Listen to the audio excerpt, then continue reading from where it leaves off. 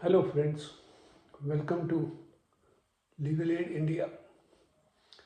आज हम आपके साथ कंज्यूमर प्रोटेक्शन के बारे में डिस्कस करेंगे।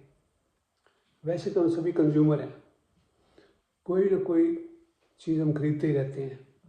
कभी गुड्स खरीदते हैं, कभी सर्विसेज खरीदते हैं।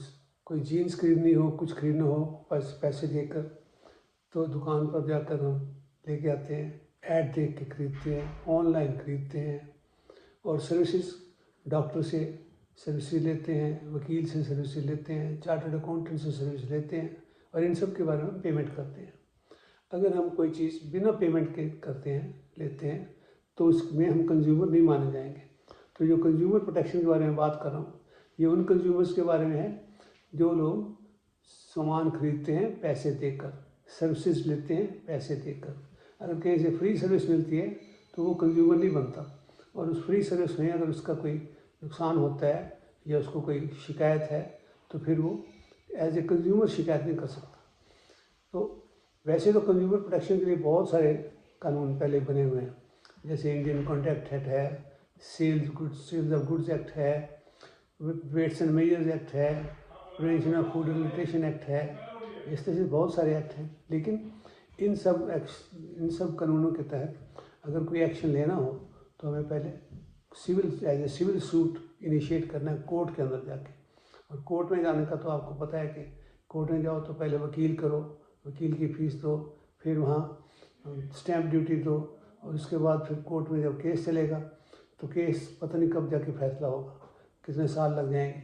अगर मेरे साथ मैंने आज कोई चीज़ खरीदी है और वो डिफेक्टिव निकली है तो उसकी कंपेंसेशन लेने के लिए मुझे सालों इंतज़ार करना पड़ेगा। मैंने कोई सर्विसेज ली है जो सर्विसेज प्रॉपर नहीं है तो उन सर्विसेज के लिए कंपेंसेशन लेने के लिए मुझे सालों इंतज़ार करना पड़ेगा।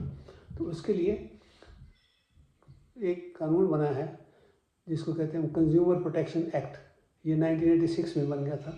इस कंज्यूमर प्रोटेक्शन एक्ट के तहत ये सारी चीज़ें बहुत आसान कर दी गई हैं। कंज्यूमर को उसको रिलीफ देने के लिए, अपनी कंपेंसेशन लेने के लिए, अगर उसको कोई गुड्स में डिफेक्ट निकला है या किसी एडवर्टीजमेंट के बेस पर उसने कोई चीज़ खरीदी है और एडवर्टीजमेंट ही गलत थी, जिसको हम अनफेयर ट्रेड प्रैक्टिस भी कहते हैं, जिसमें कि एडवर्टीजमेंट में कुछ है और निकलता कुछ है, तो उसमें भी हमें कंपेंसेशन मिल सकता है कंज्यूमर कोर्ट के द्वारा।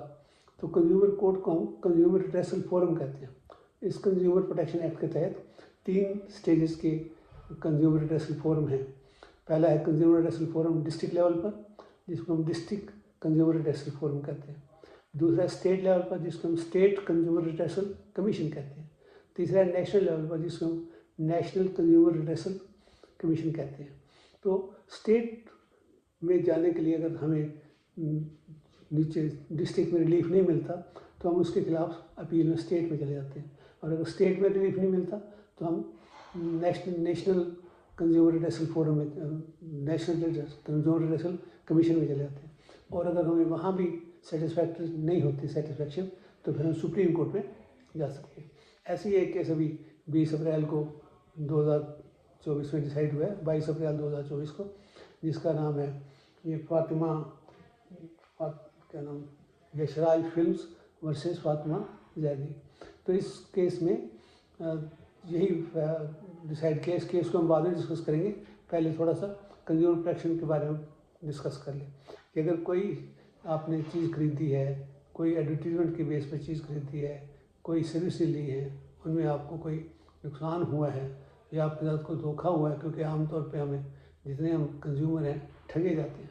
यहाँ रिवाज ही है ठगने का, दुकानदार भी ठगने के लिए बैठे हैं और जो कंपनियाँ हैं वो भी ठगने के लिए बैठी हैं। तो अगर कोई ठगा गया है तो उसको कंपनसेशन लेने के लिए आप डिस्ट्रिक्ट कंज्यूमर फोरम में जा सकते हैं, और अगर बहुत ज़्यादा अमाउंट का बात है तो फिर आप स्टेट कमीशन में जा सकते हैं, और अगर तो इसमें आगे नेशनल कमीशन तक जा सकते हैं। अब चलें हम केस की तरफ। केस क्या है? इस केस में ये जो लेडी है ये औरंगाबाद के एक स्कूल में टीचर थी।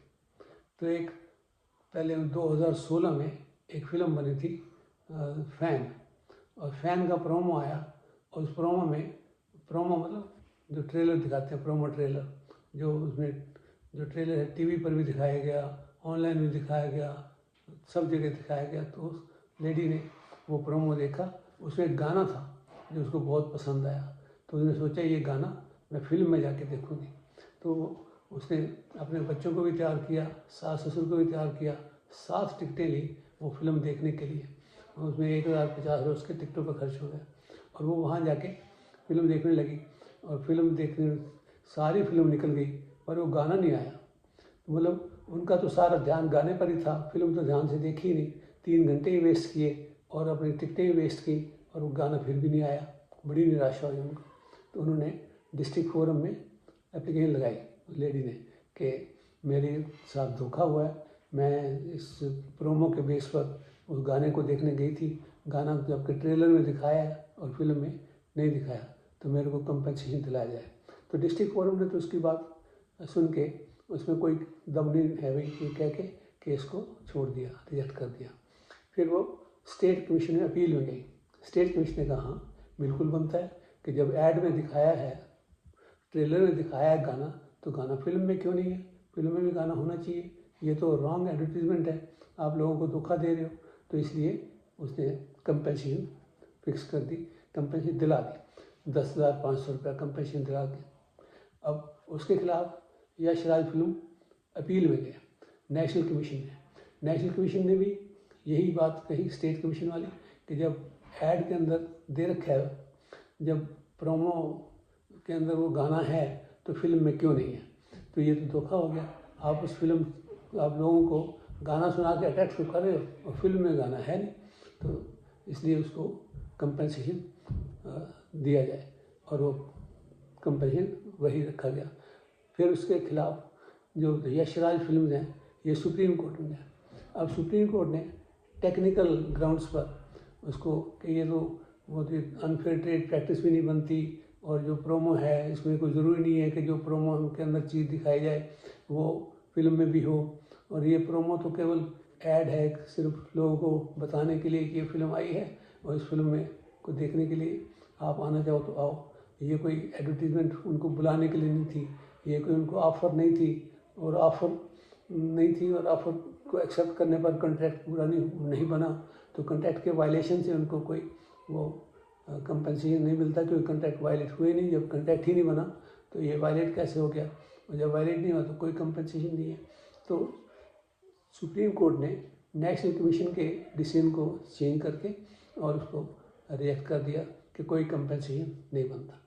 अब ये बात सोचने लायक यहाँ यूँ है कि सुप्रीम कोर्ट का डिसीजन तो ठीक है, सुप्रीम कोर्ट ने तो टेक्निकल ग्राउंड्स पे डिसीजन दे दिया, लेकिन एक आम आदमी के लिए इस डिसीजन का क्या मतलब निकलता है।